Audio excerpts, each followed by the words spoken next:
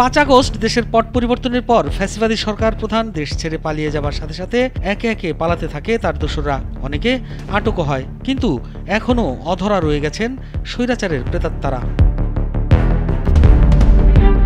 ঢাকা উত্তর সিটি কর্পোরেশনের 30 নং ওয়ার্ডের সদ্য সাবেক কাউন্সিলর আবুল কাশেম কাশু বেশভূষা দেখে বোঝার উপায় নেই তিনি কতটা ভয়ঙ্কর। আওয়ামী লীগের রাজনীতি করে ভাগ্য বদলে গেছে কাশুর। ছোট ভাই হাসুকে নিয়ে ত্রাসের রাজত্ব করেছেন আদাবর শেখেরটেক এলাকায়। তারা তো এখানে সন্ত্রাসী, স্বৈরাচারী, দখল, খুন খারাপি এগুলাই করছে। বাড়ি, গাড়ি, হোটেল, দোকান, বাংলো, ফ্ল্যাট, প্লট, হাউজিং কি নেই তাদের। আদাবর শেখেরটেক এলাকায় হাসু কাশুর ক্ষমতার কাছে কেউই পাত্তা পাননি। ক্ষমতা খাটিয়ে দখল করেছেন বিপুল পরিমাণ জমি, ফ্ল্যাট, প্লট ও বাড়ি। এলাকার মানুষ তো নির্যাতিত, অনেকে এই জায়গা, ভূমি, বাড়িঘর দখলের থেকে অনেক নির্যাতিত, যেটা মানুষ এখানে কিছু বলতে পারেনি, অসহায় অবস্থায় ছিল। তারা মুখ খুলতে পারেনি, কারণ মুখ খুলতে গেলেই তো তাদের সমস্যা হইত। অঢেল টাকার জোরে আওয়ামী লীগের ইউনিটের নেতা থেকে 2 ভাই পর্যায়ক্রমে হয়েছেন কাউন্সিলরও। এখন অর্ধশত মামলার আসামি হয়েও রয়েছেন ধরাছোঁয়ার বাইরে। 5 তারিখের পরে থেকে তারা পলাতক। এলাকায় তাদেরকে আমি দেখি না। অবশ্য আমি অনেক কাছে খোঁজ খবর নেই, দেখলাম যে না, তারা এলাকায় নাই। তাদের সাঙ্গপাঙ্গ যারা আছে সবাই টাকা দিচ্ছে। টাকা দিয়ে আবার যারা অপরিচিত মুখ, যেগুলো ফেস বলুন না, এইগুলো আবার এখন বিএনপির সাথে মিছিল মিটিংয়ে দিচ্ছে।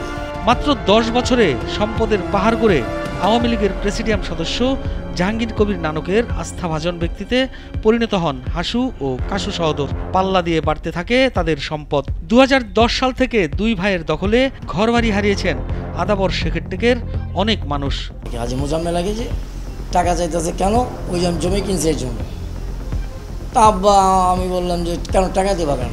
আমি এক পর্যায়ে চিন্তা করলাম যে এটা তো ঠিক না। পরে আব্বাকে হুমকি তুমকি দেওয়ার পরে ওই জায়গা মুজাহাজি জোরপূর্বক দখল করে নেয়। এর ভিতরে আমাদের যে পার্টনার ছিলেন আবুল কালাম সাহেব, ওনাকে প্রচণ্ডভাবে ইনজুর করে, প্রচণ্ডভাবে মারার পরে এক পর্যায়ে মনে করছে মৃত্যু হিসাবে ফালায় রেখে চলে যায় ওনারা। পরে আইসা লোকজন উদ্ধার করে তাকে মেডিকেলে ভর্তি করে, তারপর ওনার কাছ থেকে মেরে জায়গাটা জোর করে কিনে নিয়ে যায় এই হাজি আবুল কাশেম সাবেক যে কমিশনার ছিলেন। অনুসন্ধানে জানা গেছে গেল 8 বছরে পুরো মোহাম্মদপুর ও আদাবর এলাকায় প্রায় 10 একর জমি দখল করেছেন হাসু কাশু। সরকারি জমি ভরাট করে গড়েছেন মার্কেট। সন্ত্রাসী বাহিনী দিয়ে এলাকায় ত্রাসের রাজত্ব কায়েম করে রেখেছিলেন। প্রতিবাদ করলেই হাসু কাশু বাহিনীর নির্মম অত্যাচার শুরু হতো। মোহাম্মদিয়া মসজিদের সামনে আমার বাবাকে মারার পর সেটা শোনার পরে আমার মনে হয় না কোনো সন্তান বাসায় বসে থাকবে।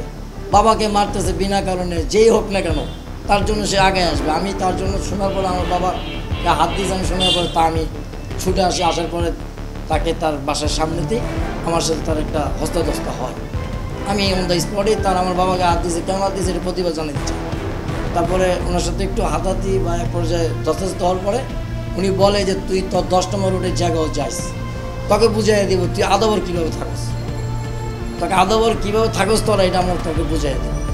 তো আমরা ওই অবস্থায় এক পর্যায়ে চলে আসি। আসার পরে তার 2-3 দিনের পরেই আমাদের ওই 10 নম্বর রোডের চোটের জায়গাটাও মনে করেন ম্যানেজারকে মেরে বাইর করে দেয়। শেখেরটেক, আদাবর ও ঢাকা উদ্যান এলাকায় কাউন্সিলর আবুল কাশেম কাশু ও তার ভাই হাসুর নিজস্ব কিশোর গ্যাং বাহিনী ছিল। এই বাহিনী দিয়েই পুরো এলাকায় রাজত্ব করতেন কাউন্সিলর 2 ভাই। অভিযোগের বিষয়ে জানতে চেয়ে কাউন্সিলর আবুল কাশেম কাশুকে ফোন করা হলে তা বন্ধ পাওয়া যায়। 50 বছরের ওয়ারেন্টি আর বাহারি ডিজাইনের মুস্তফা ইউপিভিসি ডোর, কাটিয়ে দিন নিশ্চিন্তে 50 বছর। Mustafa uPVC door, excellence with durability. এই বিগত সরকারের দোসর যারা আছে, যারা সরকারের ক্ষমতায় ছিল, তারা যেভাবে লুটতরাজ করছে, লুটপাট করছে, মানুষের ক্ষতি করছে, তাদেরকে তো শাস্তি পাইতে হবে। যেহেতু তারা যে কাজ করছে, তারা শাস্তি না পাওয়ার তো কোনো কারণই নাই। আজকে মামলা তো অনেক কম হয়েছে। আরও প্রতিটা তাদের নেতাকর্মী যারা ছিল তাদের বিরুদ্ধে মামলা হওয়া উচিত।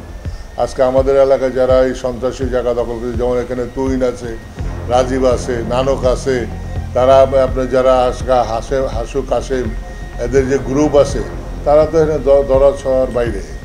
তাদের এখন তাদের বিরুদ্ধে মামলা আমি শুনি নাই যে মামলা হয়েছে কিনা।